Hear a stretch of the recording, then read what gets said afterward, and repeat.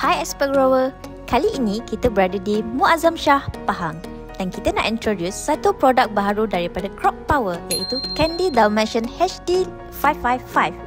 Jom kita dengar Encik Amin nak cakap apa pasal produk baru ni.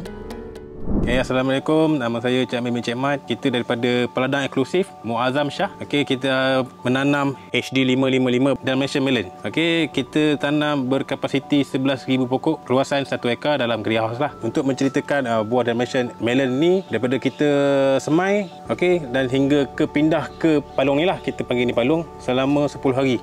Kadar pencambahan bagi benih ni adalah 99%. Kita menggunakan sistem hidroponik untuk tanaman ni. Dan proses penjagaan untuk Dalmatian Melon ni sangat senang lah. Tak adalah complicated sebab lagi satu kita pakai greenhouse kan.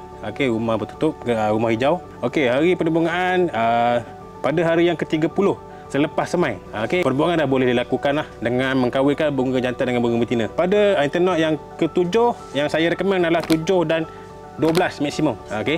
Untuk segi tawayan hasil, buah ni average kalau kita tengok pada sini, ini adalah sedang-sedang saiz 1.8 hingga 20 kilo lah. Kalau pada tangan saya ni adalah saiz 2 kilo pada tangan saya ni. Ini hari ke-75 kita dah boleh tuai.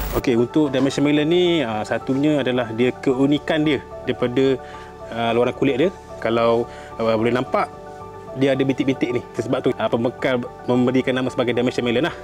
Dan secondnya dia adalah isi dia berwarna putih. Tekstur dia rangup, dia lembut sikit lah. Rangup tak ada keras sangat, dia lembut sikit. Lepas tu dia manis.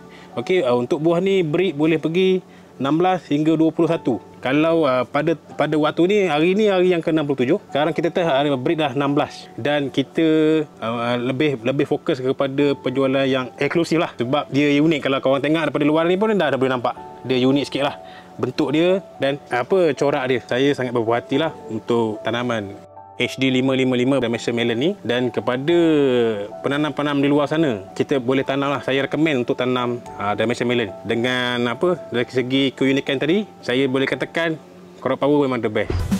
Menarik dan unik. Jadi, apa tunggu lagi? Jomlah tanam Candy Dalmatian HD 555 ni. Variety yang eksklusif dan premium. Jangan lupa like dan komen ya. Jumpa anda lagi. Bye.